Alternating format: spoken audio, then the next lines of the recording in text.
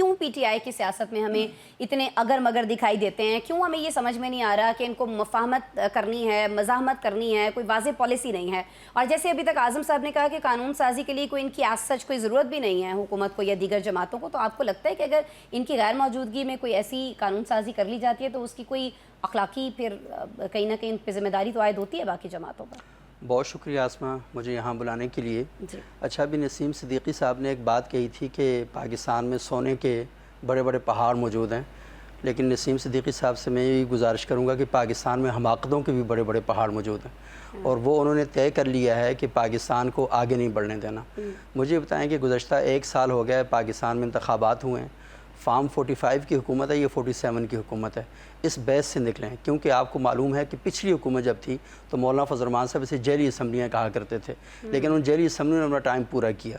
تو مسئلہ اصل میں بنیادی طور پہ یہ ہے کہ جو عوام کے ایشوز ہیں، عوام کے جو مسائل ہیں، ان پر کتنی بات ہو رہی ہے، اور یہ جو بات کرنا ہے کہ ہم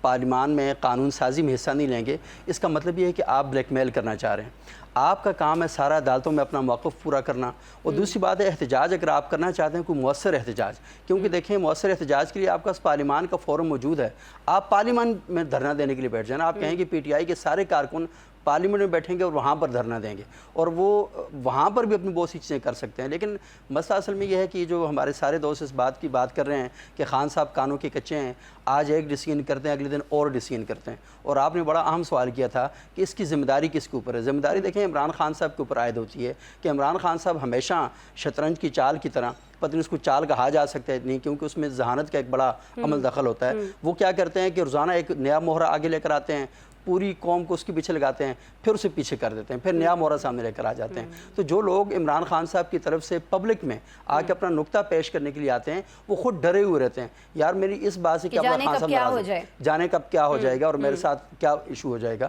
تو اصل میں وہ جو پارٹی عوامی سطح پر منظم نہیں ہو پا رہی، تو اس کی ذمہ داری پارٹی کی جو باہری لیڈران ہیں ان کے اوپر سے زیادہ خان صاحب پر زیادہ۔ یہ تو مانے نا سبوق آپ کی کہیں نہ کہیں سمارٹنس تو ہے نا یہ بانی کی کہ انہوں نے جیل کے اندر سے بیٹھ کے پوری سیاست جو ہے، پوری جو پولیٹکس ہے پاکستان کی، اس کو اس وقت انگیج کر رکھا ہے۔ نہیں، اس میں تو کوئی شک کی بات نہیں، انہوں نے انگیج کر رکھا ہے، لیکن مسئلہ ہے کہ اس انگیجمنٹ کا فائدہ کیا ہوگا۔ مثلا انگیج تو ہر بندہ ہو جاتا ہے نا۔ ہاں، کارکردگی کہاں کس کی امپورٹنٹ ہے، کہاں کس کی کارکردگی ناقص رہی ہے؟ سبوق میں آپ سے ہمارے معدنیات کو لے کر یہ پوچھنا چاہوں گی، بیکاز آئی نو، اور بہت سے جو آپ کے دیکھنے والے ہیں ویورز میں سے جو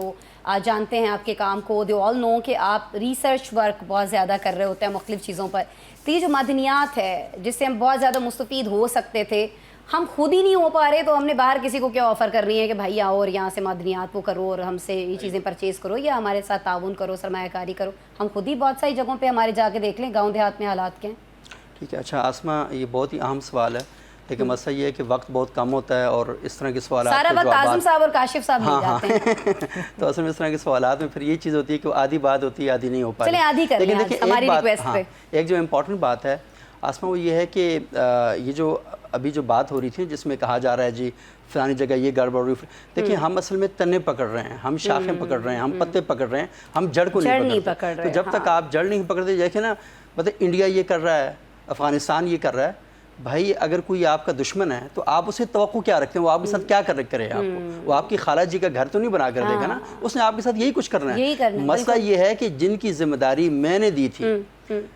پاکستان کے شہری ہونے کی حیثیت سے کہ میری پروٹیکشن کس نے کرنی ہے، میرے جان و مال کا تحفظ کس نے کرنا ہے، اور میری املاک کا تحفظ کس نے کرنا ہے، میرے تعلیمی اداروں کو ریسرچ سینٹر میں کس نے بدلنا ہے، مجھے سوال تو ان سے کرنا ہے نا۔ پوچھے نا ایچ ای سی سے اس نے کیا کارکردگی دکھائی ہے پچھلے 1 سال میں۔ آپ کو پتہ ہے امریکہ میں ٹرمپ صاحب نے کیا کیا، ایجوکیشن منسٹری کو